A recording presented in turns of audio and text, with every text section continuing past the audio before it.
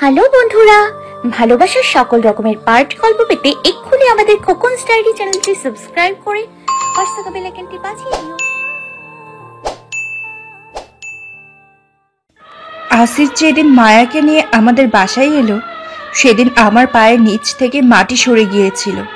যদিও আমি স্বনির্ভর, স্বামীর উপর আমাকে নির্ভর না করলেও চলে, আমার নিজস্ব একটা বুটিক হাউস আছে, কিন্তু বিশ্বাসের যে ভিতটা এতদিন ধরে গড়েছিলাম সেটা যে এক পলকে ভেঙে যাবে তা ভাবিনি। একজন আনস্মার্ট মেয়ের মধ্যেও কি পেলে সেটাই আমি বুঝলাম না। অবশ্য ওর একটা জিনিসই ছিল যেটা আমার ছিল না। ওর বছর দুয়েক আগে একটা ফুটফুটে মেয়ে ছিল। মেয়েটাকে যতবার দেখেছিলাম ততবার আমার ভীষণ রাগ হচ্ছিল, তাই আমি মেয়েটার দিকে ফিরেও তাকাতাম না। একই বাড়িতে থাকতাম আমরা, অথচ ওই দুইজন মানুষের কোনো খোঁজই আমি রাখতাম না। বিয়ের পর থেকে একটু একটু করে আমি এই সংসারটা সাজিয়েছি। আমি এই সংসারের একমাত্র মালকিন, অথচ অন্য একজন হঠাৎ করে এসে আমার সেই রাজ্যের ভাগ বসাচ্ছে। প্রায় দিন অফিস থেকে বাসায় ফিরে দেখি আমার কিচেনে তার দখল। আমাকে দেখে মুচকি হাসি দিয়ে বসতে বলে ও নাস্তা আনে, যেন আমি এই বাড়িতে অতিথি আর ও এই বাড়ির কর্ত্রী। আসিফকে একটা কথা বলেছিলাম, ও হেসে উড়িয়ে দিয়েছিল। ছুটির দিনে ভাবলাম আসিফের পছন্দের খাবার রান্না করব, কিন্তু হাই, আমি কিচেনের আশেপাশেও যেতে পারলাম না। আসিফ বাসায় ফিরেই ইদানিং মেঘাকে নিয়ে বসে থাকে। মেঘা মায়ার মেয়ে। আসিফ বলেছে মায়া ওর বন্ধু। মায়া একটা সমস্যায় পড়েছে, তাই কিছুদিন আমাদের এখানে থাকবে। যদিও কথাটা আমার কাছে বিশ্বাসযোগ্য মনে হয়নি। আমার ধারণা ওদের দুজনের মধ্যে কিছু একটা আছে যেটা আমি জানি না। আসিফের সাথে আমার পরিচয় হয় একটা চাকরির ইন্টারভিউ দিতে গিয়ে। যদিও দুজনের কারোরই চাকরিটা হয় না, তবে অপেক্ষারত অবস্থা থেকে দুজনের অনেকক্ষণ কথা হয়। এক পর্যায়ে মোবাইল নাম্বারও আদান প্রদান হয়। এরপর মাঝে মাঝে আমাদের দেখা হতো, তবে সেটা চাকরি সংক্রান্ত কারণে। একদিন আসিফ জানালো ও চাকরি হয়ে গেছে। আমি ভীষণ খুশি হয়েছিলাম। ততদিনে আমাদের মধ্যে বন্ধুত্ব হয়ে গেছে। আসিফ চাকরির সুবাদে আমাকে ট্রিট দিল। আমরা একসাথে লাঞ্চ করলাম। খুব অল্প সময়ে আসিফ চাকরিতে উন্নতি করল। এর মধ্যে আমারও একটা চাকরি হয়েছে। ততদিনে দুই পরিবার থেকে আমাদের কথা জানে। আমার চাকরি পাওয়ার পর বাবা আর অপেক্ষা করতে চাইলেন না। আসিফের বাবা মার সাথে কথা বলে বিয়ের দিন তারিখ ঠিক করে ফেললেন। বিয়ের পর থেকে আমরা খুব সুখে ছিলাম। আমাদের বোঝাপড়া ভালো ছিলাম। আসিফের যেন আমার মন পড়ার ক্ষমতা ছিল। আমি না বলতেই ও অনেক কিছু বুঝে যেত। এমন অনেকবার হয়েছে যে আমি হয়তো আইসক্রিম খেতে ইচ্ছা করেছে আর ও সেই দিন আইসক্রিম নিয়েই বাসায় এলো। আমার ভীষণ মন খারাপ। টিভি দেখতে কিংবা ফেসবুকিং কোনোটাই ভালো লাগছে না। মন চাচ্ছে একটা বই পড়ি। সেদিন দেখা গেল ও আমার পছন্দের কোনো লেখকের বই নিয়ে হাজির হলো। খুব বেশি ভালোবাসলে হয়তো এমনটা হয়। আমি মনে মনে ভীষণ খুশি ছিলাম আসিফের মতো স্বামী পেয়ে। আমাদের বন্ধু বান্ধব আত্মীয় স্বজন সবার আলোচনার বিষয়বস্তু ছিলাম আমরা। সবাই আমাদের প্রেম দেখে ঈর্ষা করত। আসিফ আর আমি ব্যাপারটা ভীষণ এনজয় করতাম। বিয়ের পর আমি একটা রাতও বাপের বাড়িতে থাকতে পারিনি। সারাদিন কেটে গেছে ভালোই, কিন্তু রাত দুপুরে দেখা গেল আসিফের কল, রুহি প্লিজ নিচে এসো, আমি দাঁড়িয়ে আছি, গেট বন্ধ, আব্বা আম্মা ঘুমিয়ে গেছে। তাদের ডেকে তুলে দরজা খুলে দেখি আসিফ কাচুমুচুক করে মুখ করে তাকিয়ে আছে। এত রাতে এলে কেন জিজ্ঞেস করতেই বলল একা একা ঘুম আসছে না। আসিফের কথা শুনে আব্বা নিজের ঘরে চলে গেল। মা আমাকে বলল চলে যেতে। বাসায় পরার ড্রেস পরেই বের হলাম। বাইরে এসে দেখি পায়ে বাটা স্যান্ডেল। আমার কাদো কাদো মুখ দেখে আসিফ ওর জুতাটা খুলে ফেলল। দেখো, এমন নিশুতি রাতের পিচ ঢালা পথে খালি পায়ে হাঁটতে অনেক মজা। আমি জুতাটা ফেলে দিলাম। তারপর দুজন হাত ধরে হেঁটে বাসায় ফিরলাম। এরপর থেকে বাবার করার নির্দেশ ছিল সারাদিন থাক, সমস্যা নেই, কিন্তু রাতে যেন কখনো বাড়িতে না থাকি। এরপর আর কখনো বাড়িতে রাত কাটাইনি। কিন্তু সেবার যখন ছোট কাকুর বিয়েতে আমরা সবাই গেলাম, আমি সব ভুলেই গিয়েছিলাম। আসিফও রাজি হয়েছিল। বিয়ের 3 দিন আগে গিয়েছিলাম। আসিফ আসিফ করে সরাসরি চলে আসতো। প্রথম দিন কোনো সমস্যা হয়নি, কিন্তু দ্বিতীয় দিন বাড়িতে মেহমান বেশি আসায় ছেলেদের আর মেয়েদের আলাদা ঘরে ঘুমাতে দেওয়া হলো। মাঝরাতে ঘুম থেকে কারো চিৎকারে লাফ দিয়ে উঠলাম। কে জানি আমার কাজিন সুমি আপুর পায়ে চিমটি কেটেছে। লাইট জ্বালাতেই দেখি আসিফ যথারীতি মুখ কাঁচুমাচু করে দাঁড়িয়ে আছে। লজ্জায় সেদিন আমার মাথা কাটা যাওয়া অবস্থা। এমনি করেই আমাদের দিনগুলো কেটে যাচ্ছিল, হাসি খুশি আর খুনসুটিতে ভরা আমার ছোট্ট সংসার। শুধু বাচ্চাটারই যা অভাব ছিল, কিন্তু আসিফ কখনো সেটা আমাকে বুঝতে দেয়নি। সেদিন দুপুরে খেয়ে মাত্র শুয়েছি, অমনি মোবাইলটা কর্কশ শব্দে বেজে উঠল। এই সময় আসিফ কখনো কল করে না, কারণও জানে আমি এখন ঘুমাবো, আর ও কখনো ঘুমের সময় আমাকে বিরক্ত করে না। তাই মোবাইলটা সাইলেন্ট করা হয়নি। তাই অনিচ্ছা সত্ত্বেও উঠে কলটা রিসিভ করলাম। একটা অপরিচিত নাম্বার থেকে কল আসছে। আপনার স্বামী এখন কোথায় আছে জানেন? এমন কথা শুনে আমার ভীষণ রাগ হলো। আমি সাথে সাথে কলটা কেটে দিলাম। কিছুক্ষণ পর ওই নাম্বার থেকে মেসেজ এলো। যাকে বিশ্বাস করে নিশ্চিন্তে ঘুমাচ্ছেন সে এখন অন্য এক মহিলার সাথে সময় কাটাচ্ছে। দুপুরে শুয়ে ঘুম হলো না আমার, মাথাটা কেমন করছে। ইচ্ছা করছিল মোবাইলটা আচার দিয়ে ভেঙে ফেলি। এরপর আমি ঘটনা ভুলে গিয়েছিলাম, কিন্তু আবার একদিন দুপুরে সেই মেসেজ এলো। আপনার হাজবেন্ড আজও সেই মহিলার সাথে ঘনিষ্ঠ সময় কাটাচ্ছে। কিন্তু আবার একদিন দুপুরে সেই মেসেজ এলো। মেসেজটা পড়ে আমি স্তব্ধ হয়ে গেলাম। দুঃখ পাবো নাকি ওই লোকটার উপর রাগ করব বুঝতে পারছি না। হিতাহিত জ্ঞান শূন্য হয়ে লোকটার নাম্বারে কল দিলাম, কিন্তু ফোন সুইচ অফ। মেজাজটা প্রচন্ড খারাপ হলো। আসিফের মোবাইলে কল করলেও ধরল না। মোবাইল কিছুক্ষণ বেজে বেজে ক্লান্ত হয়ে থেমে গেল। আমি তখন আসিফের অফিসের ল্যান্ডলাইনে কল করলাম। জানালাম ও বাইরে লাঞ্চ করতে গেছে। সন্দেহ জিনিসটা ভয়াবহ খারাপ। একবার মাথায় ঢুকলে আর বের হতে চায় না। আমার মাথা থেকেও বের হচ্ছে না। আসিফ তো বরাবরই অফিসে লাঞ্চ করে, কি এমন হলো যে আজ বাইরে যাওয়া শুরু হলো? রাতেও বাসায় ফিরে অন্য দিনের মতো আমাকে ডাকলো না, কোনো মতে খেয়ে ঘুমিয়ে পড়ল। ওর আচরণে আমার সন্দেহ দ্বিগুণ হলো। সারা রাত বিছানার এপাশ ওপাশ করলাম। মাঝরাতে কখন ঘুমিয়েছিলাম জানি না। ভোরে ঘুম ভাঙতে দেখি আসিফ পাশে নেই। ও বরাবরই আমি ডাকলে ওঠে। আমি নাস্তা টেবিলে দিয়ে ওকে ওঠাই। কৌতূহল নিয়ে উঠে দেখি ও ব্যালকনিতে দাঁড়িয়ে কার সাথে যেন ফিস ফিস করে কথা বলছে। আমার উপস্থিতি বুঝতে পেরে কথা শেষ করে ফেলল। নাস্তা শেষ করে ও তৈরি হতেই আমি বললাম, আসিফ, আজ তোমার জন্য লাঞ্চ নিয়ে যাই অফিসে। আসিফ আমার কথাগুলো শুনে বিরক্ত চেপে বলল, তোমাকে কষ্ট করতে হবে না, দুপুরে না ঘুমালে তোমার শরীর খারাপ হবে, পরে আমাকে অফিস ছুটি নিয়ে সব সামলাতে হবে। কথাটা বলে আসিফ আর দাঁড়ালো না। মনটা বিক্ষিপ্ত হয়ে আছে। এদিক ওদিক ঘুরে দুপুরে লোকটার দেওয়া ঠিকানায় চলে গেলাম। এরকম পরিবেশে এর আগে আমি খুব বেশি যাইনি। অনেকটা বস্তি টাইপের, অনেকগুলো ঘর পেরিয়ে আমি নির্দিষ্ট জায়গায় এসে পৌঁছালাম। জানালাটা খোলা ছিল। বাইরে থেকে স্পষ্ট দেখলাম বিছানায় একটা মেয়ে শুয়ে আছে। দূর থেকে মেয়েটার বয়স ভালো করে বোঝা যাচ্ছে না, তবে 25-26-এর বেশি হবে না। তার পাশে ছোট্ট একটা মেয়ে, আর আসিফ বিছানায় বসে বাটিতে কিছু নিয়ে মেয়েটাকে খাওয়াচ্ছে। সারাদিন রোদে ঘুরেছি বলেই হয়তো আমার মাথাটা কেমন ঘুরে উঠল। আমি কোনো মতে নিজেকে সামলানোর চেষ্টা করলাম। বাসায় ফিরে কিছুই মনে শান্তি আনতে পারছিলাম না। আসিফের জন্য কি না করেছি আমি। ও চাইনি বলে অত ভালো চাকরিটা ছেড়ে দিয়েছি। তারপর অনেক বলে বুটিক হাউসটা দিলাম। তারপরও ওর করার নির্দেশ, প্রতিদিন দুপুরে 2 ঘন্টা ঘুমাতে হবে, আর রাতে যেন সব সময় ওর আগে বাসায় ফিরি। এছাড়াও ওর বাবা মা এলে তখন সব বাদ। আমিও সব মেনে নিয়েছিলাম। ভালোবাসলে বুঝি এমনই হয়, কিন্তু আজ মনে হচ্ছে সবকিছু শেষ। এতদিনের সব ভালোবাসা কি তাহলে লোক দেখানো ছিল? কিন্তু এতগুলো বছরে আমি তো ওর মধ্যে সন্দেহজনক কিছুই দেখিনি। তাহলে শুধুমাত্র একটা ঘটনার জন্য কেন ওকে অবিশ্বাস করব? আমি নিজের মনকে প্রবোধ দিলাম। আজও বাসায় ফিরে আসিফ ও কেমন অন্যমনস্ক ছিল। অন্যদিন হলে হয়তো ওর মনোযোগ আকর্ষণের চেষ্টা করতাম, কিন্তু আজ আমার সেরকম কোনো ইচ্ছাই হলো না। আমি আমার মতো নিজের কাজ করতে লাগলাম। অনেকবার একটা প্রত্যাশা নিয়ে আসিফের দিকে তাকিয়েছি, হয়তোবা ও আমাকে ওই মেয়েটার কথা বলবে, কিন্তু প্রতিবারই নিরাশ হয়েছি। কয়েকটা দিন এভাবে কেটে গেল। হঠাৎ একদিন ও আসিফ অফিস থেকে কল করে জানালো ওর এক বন্ধু আর তার মেয়ে আমাদের বাসায় কিছুদিন থাকবে। আমি যেন গেস্ট রুমটা গুছিয়ে রাখি। আমি মনে প্রাণে চাচ্ছিলাম যেন ওরা না হয়, অন্য কেউ আসুক। আমি গেস্ট রুমটা সুন্দর করে গোছালাম। নিজেদের জন্য রান্না করা ছিল, ওদের জন্য আলাদা করে কিছু রান্না করলাম। বাচ্চাটা হয়তো মাছ খেতে পারবে না, তাই ওর জন্য মাংস করলাম। দারোয়ানকে দিয়ে দুধ আনালাম।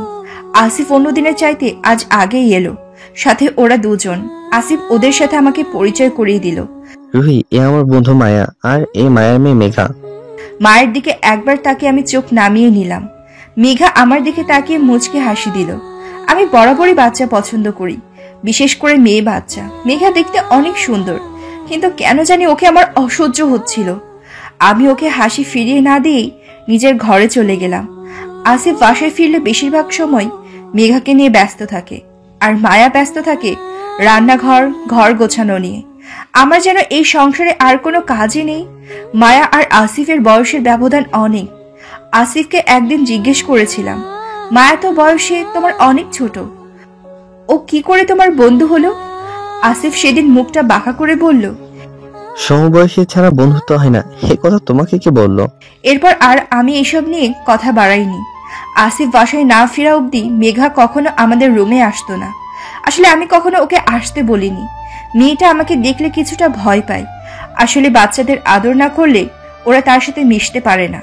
আর মেঘা হয়তো এতদিন সবার কাছে আদর পেয়ে এসেছে, তাই আমার আচরণ ঠিক মেনে নিতে পারছে না। আসলে মেয়েটা দেখতে এত কিউট যে ওকে দেখলে আদর করতে মন চায়, কিন্তু আমি কিছুতেই মায়াকে মেনে নিতে পারছিলাম না। যতবার ওর কথা ভাবি ততবার আমার মেঘাকে অসহ্য লাগে। হঠাৎ করে এক সকালে আসিফ বলল, রুহি, তোমার ব্যবসাটা আরেকটু বড় করা দরকার। এভাবে আর কতদিন? আর আমি যে সবসময় তোমার পাশে থাকবো তারও তো কোনো গ্যারান্টি নেই। আমি চাই তুমি ব্যবসাটা বড় করো, আমি বরং কিছু লোনের ব্যবস্থা করি। সত্যি বলতে আমিও চেয়েছি ব্যবসাটা আরো বড় হোক, কিন্তু এই মুহূর্তে আসিফের মুখে এই কথা শুনে আমি অবাক হয়েছি। এত তাড়াহুড়ার কি আছে? আরো কিছুদিন যাক। তাছাড়া বাসায় মেহমান আছে, ওদের জন্য তো আমার কিছুটা সময় রাখা উচিত। ওদের কথা তোমাকে ভাবতে হবে না, ওদের জন্য বাড়িতে কাজের লোক আছে। তাছাড়া আমিও তো আছি। তুমি বরং নিজেকে নিয়ে একটু ভাবো। এখনই সময় তোমার নিজেকে প্রতিষ্ঠিত করার। আসিফের কথা শুনে আমি ভীষণ অবাক হলাম। যে ছেলে বিয়ের পর আমাকে চাকরি ছাড়ালো, আজ সেই চাচ্ছে আমি ব্যস্ত থাকি। এসব কি ও মায়ের জন্য করছে? ও কি চাই মায়া এই সংসারের দায়িত্ব নিক, নাকি আমি যাতে ওদের ব্যাপারে নাক গলাতে না পারি তাই আমাকে অন্য কাজে ব্যস্ত রাখতে চাচ্ছে? আমি আর কিছুই ভাবতে পারলাম না। মাথাটা কেমন ফার হয়ে এলো। আসিফ নিজে থেকে যেহেতু মায়ের ব্যাপারে কিছুই বলছে না, তাই আমিও আর কিছু জিজ্ঞেস করিনি। অনেকদিন দুজনে কোথাও যাওয়া হয় না। ভাবলাম এই ছুটির দিনটা দুজনে একান্তে কোথাও ঘুরতে যাব। আসিফ অফিস থেকে বাসায় ফিরতেই ওকে কথাটা বললাম। ও রাজি হলো। আমি আলমারি থেকে আসিফের সবচেয়ে পছন্দের শাড়িটা বের করে রাখলাম, সেই সাথে ম্যাচিং কসমেটিক্স। সারা রাত আমার স্বপ্নের মতো কাটলো। মনে হলো সেই বিয়ের আগে আসিফ যেন সাথে কোথাও যাওয়ার আগে যেমন অনুভূতি হতো, ঠিক সেই রকম। সকালে উঠে আমি কিচেনে চলে গেলাম। মায়াকে ওখানে না দেখে ভালোই লাগলো। আমি নিজের মতো করে নাস্তা বানিয়ে আসিফকে উঠালাম। ও হাত মুখ ধুয়ে ও মেঘাকে নিয়ে ডাইনিং টেবিলে বসলো। এই মুহূর্তে আমার মেঘাকে অসহ্য লাগছে না। খাওয়া শেষ করে আসিফ মায়ের নাস্তা ওর ঘরে দিয়ে এলো। আমি তৈরি হতে গেলাম। তাড়াতাড়ি না গেলে অনেকটা সময় আসিফের সাথে কাটানো হবে না। অনেকদিন পর আমি মনের মতো করে সাজলাম। মেঘা বারবার দরজায় উকি দিচ্ছিল। আমি ওকে ডাকলাম। ও আসতেই গতরাতে আনা চকলেটের বক্সটা ওর হাতে দিলাম। মেয়েটা ভীষণ খুশি হলো, সেই সাথে হয়তো অবাকও হলো। আমি আবার সাজে মনোযোগ দিলাম। আজ আসিফ সারাদিন আমার দিক থেকে চোখ সরাতেই পারবে না। একটু পরে আসিফ মেঘাকে কোলে নিয়ে রুমে এলো। রুহি, মেঘাকে আমাদের সাথে নিয়ে গেলে কি তুমি আপত্তি করবে? আমার মন আজ অনেক ভালো। আমি রাজি হয়ে গেলাম। আজ মায়া একবারও আমাদের রুমে এলো না, এতে আমি খুশি হলাম। মেঘাকে সুন্দর করে সাজালাম। ওকে দেখতে ছোট্ট একটা পরীর মতো লাগছে। মায়ের জন্য হিংসা হয়, ওর কি এত সুন্দর মেয়ে পাওয়ার কথা, অথচ আজ এতগুলো বছর আমার কোল শূন্য। আমি মেঘাকে নিয়ে বের হলাম। আজ মেঘা পটপট করে অনেক কথা বলছে, আমার খারাপ লাগছে না। আসিফকে ডেকে আমরা গাড়িতে গিয়ে বসলাম। বেশ কিছুক্ষণ হয়ে গেল, আসিফের কোনো খবর নেই। হঠাৎ আসিফের চিৎকারে আমি মেঘাকে নিয়ে গাড়ি থেকে দ্রুত নামলাম। শব্দটা গেস্ট রুম থেকে আসছে। ওখানে যেতেই দেখি মায়া মেঝেতে পড়ে আছে, ওর কোনো জ্ঞান নেই। আসিফ প্রাণপণে চেষ্টা করছে ওর জ্ঞান ফেরাতে। আমি জলদি পানি এনে মায়ের চোখে মুখে দিলাম। কিছুক্ষণের মধ্যে ওর জ্ঞান ফিরল, কিন্তু ততক্ষণে পানিতে আমার শাড়ির অনেকখানি ভিজে গেছে। মায়া চোখ খুলে আমাকে দেখে খুব অবাক হলো। আমার জন্য আপনাদের ঘুরতে যেতে দেরি হলো। মায়ের কথায় আসিফ ওকে সান্ত্বনা দিচ্ছে। আরে তোমার সুস্থতার চাইতে আমাদের ঘোরার প্রয়োজনীয়তা বেশি না। আমি এতটা অমানবিক না যে একটা অসুস্থ মানুষকে রেখে ঘুরতে যাব। কিন্তু কেন জানি মনের মধ্যে খচখচ করছে। গত রাতেও তো মায়ের সুস্থ ছিল, দেখে দেখে আজকে কেন ওকে অসুস্থ হতে হলো? এসব মায়ের ইচ্ছাকৃত নাটক না তো? আমাদের দুজনকে একসাথে যেতে দিতে চায় না বলে কি এত কিছু? সারাদিনে আসিফ দম ফেলার সুযোগ পেল না। ডাক্তার আনা থেকে শুরু করে মায়ের সব সেবা সে নিজেই করলো। আমি মাঝে মাঝে এসে দেখলাম মেঘা এর মধ্যে আমার সাথে ফ্রি হয়ে গেছে। মা অসুস্থ দেখে ওর সাথে আমার সারাক্ষণ লেপ্টে আছে, কিন্তু আমি কিছুতেই শান্তি পাচ্ছি না। আজকের দিনটা আমার আসিফের সাথে কাটানোর কথা ছিল, অথচ ঘটেছে ঠিক তার বিপরীত। এগুলো মায়ের কোনো নাটক না তো?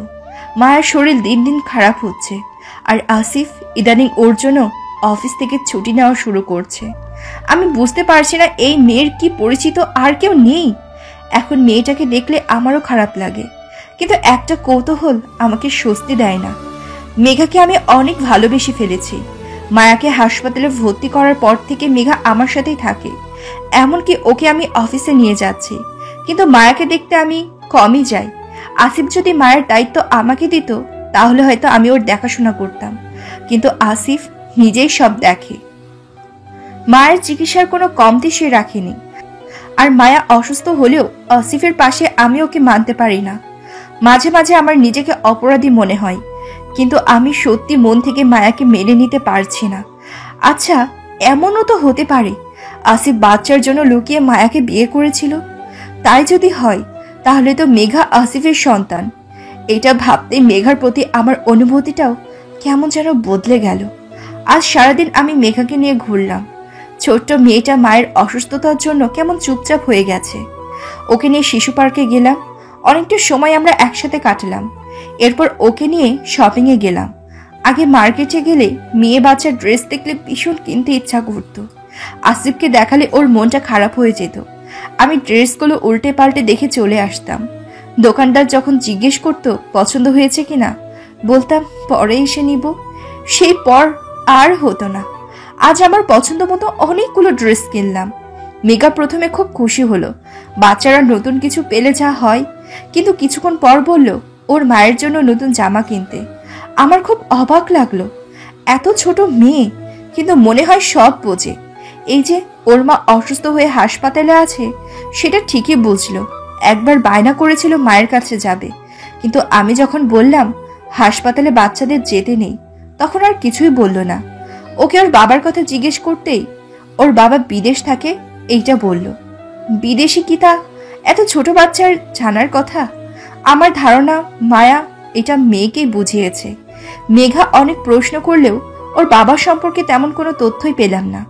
মেঘাকে নিয়ে ফেরার পথে রিয়াদ ভাইয়ের সাথে দেখা হলো। রিয়াদ আসিফের বন্ধু, আগে প্রায় আমাদের বাসায় আসতো, কিন্তু ওনার ছেলেটা হওয়ার পর থেকে খুব একটা আসে না। ছেলেটা প্রতিবন্ধী, তাই ভাবি ওকে নিয়ে কোথাও যেতে চায় না। মেঘাকে দেখে কৌতূহলী হয়ে জানতে চাইলো কে? আমার মনে হলো রিয়াদ ভাই যেহেতু আসিফের বন্ধু তাহলে হয়তো মায়াকে চিনবে। বললাম মেয়েটা মায়ার। মায়ের নাম শুনে ওনার মুখটা চুপসে গেল। মায়া আমাদের বাসায় আছে এটা জেনে মনে হলো বিরক্ত হলো। আমাকে বলল, আসিফের পাগলামিতে আপনি কি করে সায় দিলেন?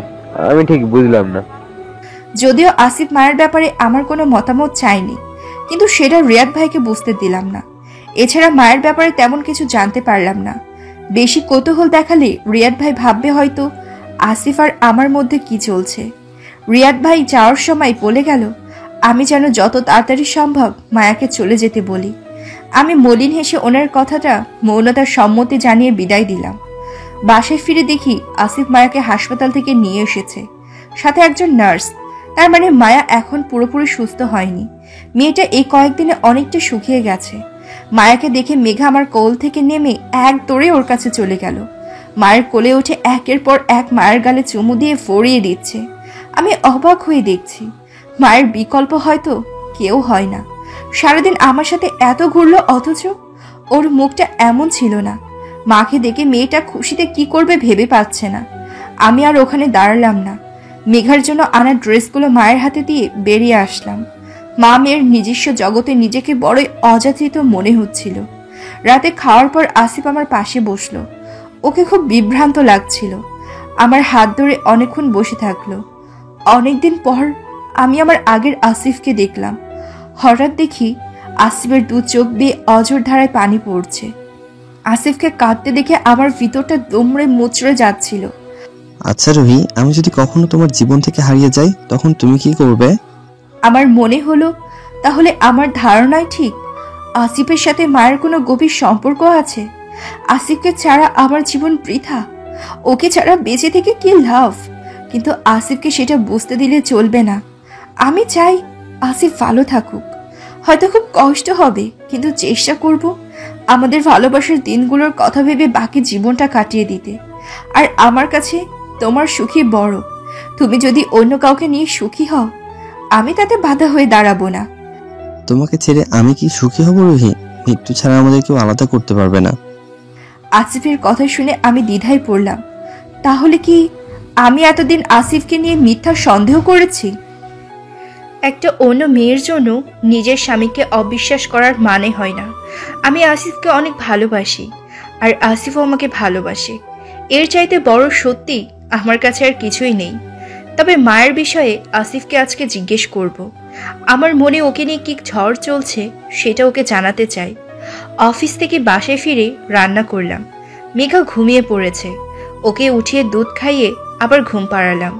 তারপর মায়ের ঘরে গেলাম। চুপি চুপি ঘরে ঢুকেছি বলেই হয়তো মায়া আমার উপস্থিতি বুঝতে পারেনি। দেখি ও একটা ছবির সামনে বসে কাঁদছে। আমি কাছে যেতেই ও ছবিটা লুকিয়ে রাখলো। আমি মায়ের পাশে গিয়ে বসলাম। মেয়েটার হাতটা ধরতেই ও ঝরঝর করে কেঁদে ফেলল। আমি ওকে কাঁদতে দিলাম। কিছুক্ষণ পরও শান্ত হলো। আমি মায়ের হাতটা ধরেই রেখেছি। মায়া, আজকে যদি তোমার কাছে কিছু যদি জানতে চাই আমাকে বলবে? মায়া আমার দিকে তাকিয়ে সম্মতি সূচক মাথা নাড়ালো। আসলে তোমাকে নিয়ে আমার মনে অনেক কৌতূহল। আসিফকে জিজ্ঞেস করতেও ভয় হয়। ও যদি মনে করে আমি ওকে সন্দেহ করছি। এই ভয়ে আমি এতদিন চুপ করে আছি, কিন্তু আর পারছি না। তুমি যদি সব বলতে পারো তাহলে হয়তো আসিফকে জিজ্ঞেস করতে হবে না। আমার কথা শেষ হতে মায়া বিছানা থেকে কিছুক্ষণ আগে লুকিয়ে রাখা ছবিটা বের করলো। দেখলাম একটা হাসি খুশি সংসারের ছবি। মায়ের কোলে মাসখানিকের মেঘা। মায়া বলতে শুরু করলো, তখন সবেমাত্র ইন্টার পরীক্ষা দিয়েছি। বাবা চেয়েছিল আমাকে দেশের বাইরে পড়াশোনার জন্য পাঠাবে। আমার চাচারা সবাই অস্ট্রেলিয়ার প্রবাসী, কিন্তু আমি রাজি ছিলাম না। আসিফ ভাইয়েরা আমাদের প্রতিবেশী ছিল। আমি নিয়মিত ওনাদের বাড়িতে যেতাম। আসিফ ভাইয়ের আম্মা আমাকে ভীষণ পছন্দ করত। একদিন আব্বার সামনেই বললেন আমাকে আসিফ ভাইয়ের বউ বানাবেন। আব্বা তখন তেমন কিছু বলেননি। আমার কোনো ভাই বোন ছিল না। আব্বা আম্মা চাইতেন আমার এমন কোথাও বিয়ে হোক যাতে আমি তাদের চোখের সামনে থাকতে পারি। আসিফ ভাই তখন পড়ালেখা করে, তাই বিয়ে নিয়ে সিরিয়াস কোনো কথা হয়নি।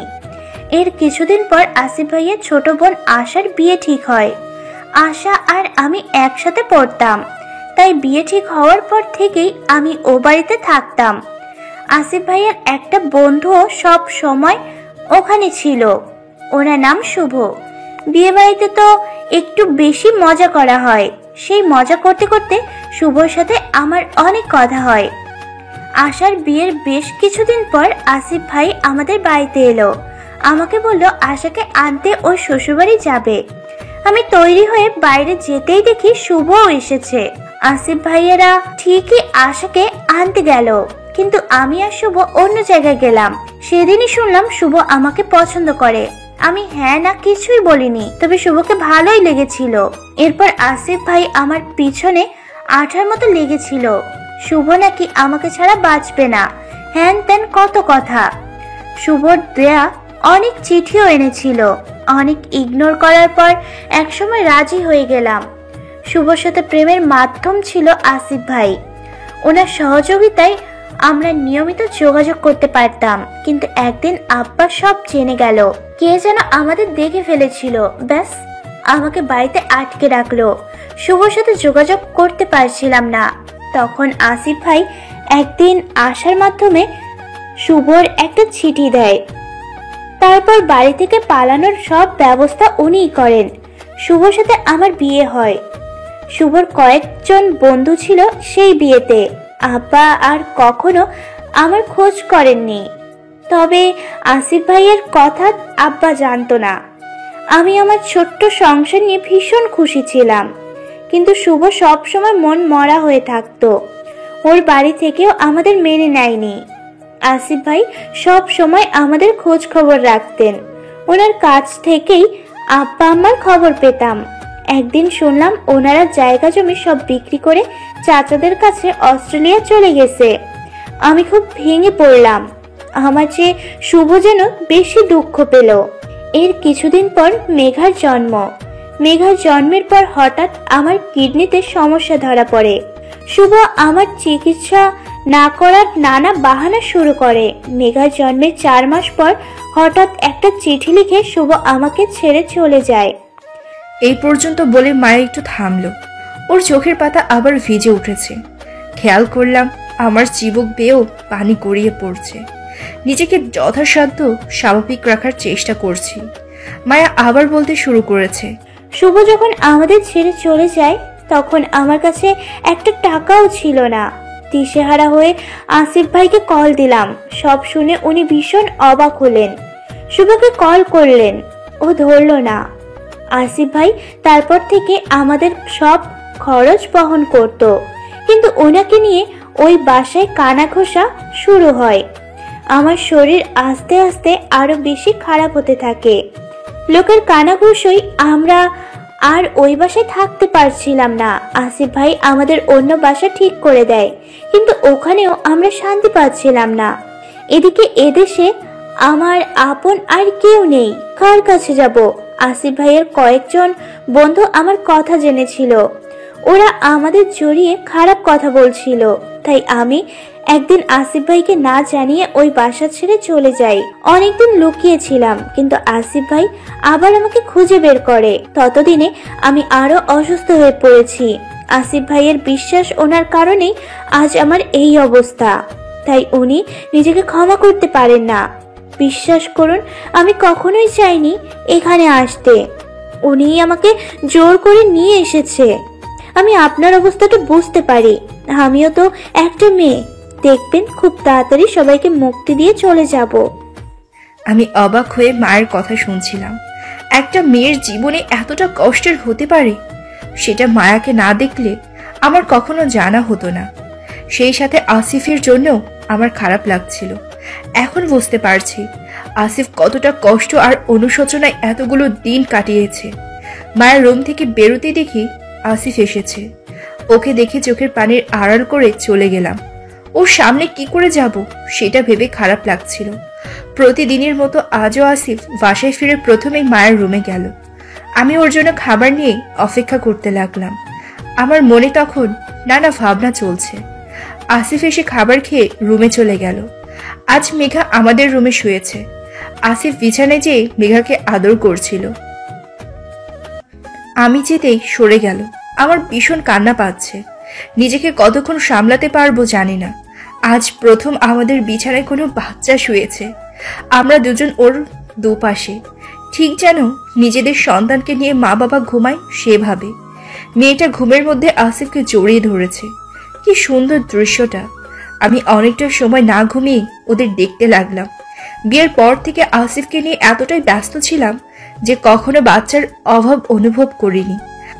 আমাদের পরে বিয়ে হয়ে অনেকেরই বাচ্চা হয়ে গেছে। কেউ বাচ্চার কথা জিজ্ঞেস করলে বলেছি আরো কিছুদিন যাক। আসিফকে আরেকটু ভালো করে জানতে চেয়েছি, কিন্তু আজ মেঘাকে আসিফের সাথে দেখে কেন জানি না একটা অপূর্ণতা কাজ করছে। মনে হচ্ছে আমারও একটা মেঘা চাই। এর কয়েকদিন হলো পর আসিফ বলল মায়ের অস্ট্রেলিয়া যাওয়ার সব ব্যবস্থা হয়ে গেছে। আসিফ অনেকদিন থেকেই ওর বাবা মার সাথে যোগাযোগের চেষ্টা করছিল। ওনারা সব ব্যবস্থা করেছেন। আসলে সন্তান যতই অন্যায় করুক, বাবা মা তা ভুলে যায়। সন্তানের কষ্ট কোনো বাবা মাই সহ্য করতে পারেন না। আমার খুব ভালো লাগছিল, এতদিনে মেয়েটার কষ্ট দূর হবে, সেই সাথে আসিফ ও ওর দায়বদ্ধতা থেকে মুক্তি হতে পারবে। মায়াকে খবরটা দিতেই ও খুশি হলো। মা বাবার সাথে কতদিন দেখা হয় না মেয়েটার, ভিতরে ভিতরে তাদের জন্য হাহাকার করছে মেয়েটা, অথচ মুখে কিছুই বলতে পারছে না। সত্যি কিছু কিছু ভুলের শাস্তি মানুষকে সারাটা জীবন বয়ে বেড়াতে হয়। আজও মায়া আমার সাথে অনেক কথা বলল, বাবা মায়ের ওকে নিয়ে কত স্বপ্ন ছিল। বলতে বলতে মায়া থেমে গেল। দরজায় আসিফ দাঁড়িয়ে, দেখতে দেখতে মায়ের চলে যাওয়ার সময় এসে গেল। এই কয়েকদিনে মেঘার সাথে মায়ের জন্য আমার মায়া জন্মে গেছে। মানুষের মন বড়ই বিচিত্র, কখন যে কার জন্য অনুভূতি জন্মায় বলা যায় না। এয়ারপোর্টে আমি আর আসিফ দাঁড়িয়ে আছি।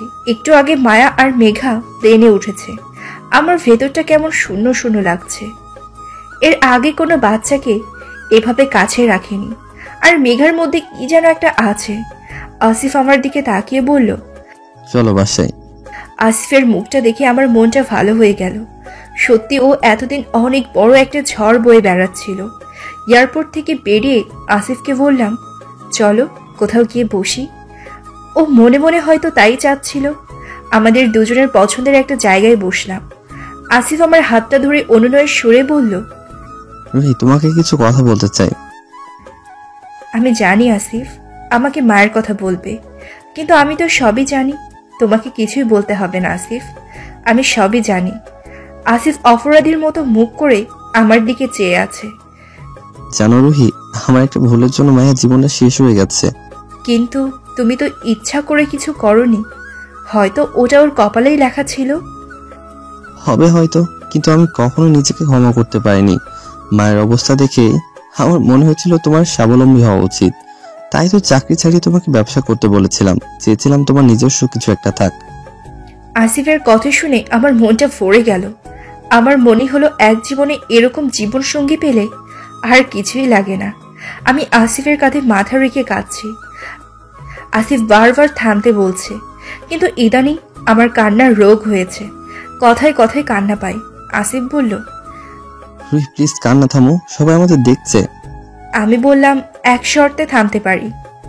কি শর্ত? আমার একটা মেঘা চাই। আসিফ আমার দিকে হা করে কিছুক্ষণ তাকিয়ে থেকে বলল, মেঘ হলে চলবে না? না, আমার মেঘাই লাগবে। আচ্ছা যাও, তোমাকে মেঘ আর মেঘা দুটাই দেব, কিন্তু আমার একটা শর্ত আছে। কি শর্ত? কথা দাও আর কখনো আমাকে অবিশ্বাস করবে না। এবার আমি আসিফের দিকে হা করে তাকিয়ে থাকলাম। সত্যিকারের ভালোবাসা বুঝি এমনই হয়, একজনের না বলা কথা অন্যজন ঠিকই বুঝে ফেলে। কথা দিচ্ছি আর কখনো তোমাকে অবিশ্বাস করব না। আসিফ আর আমি হাত ধরে বাসায় ফিরছি। আসিফ বলল, রুহি চলো, আজ খালি পায়ে হাঁটি। আমি পায়ের দিকে তাকিয়ে দেখি আজ আমার অনেক পছন্দের জুতা পরে বেরিয়েছি। আমার মুখে দেখে আসিফ আর কিছু বলল না। আমি জুতাটা খুলে ফেলে হাঁটতে লাগলাম। আসিফ ওর জুতাটা ফেলে দিল। পিছনে তাকিয়ে দেখি দুজন টুকাই আমাদের জুতা নিয়ে মারামারি করছে।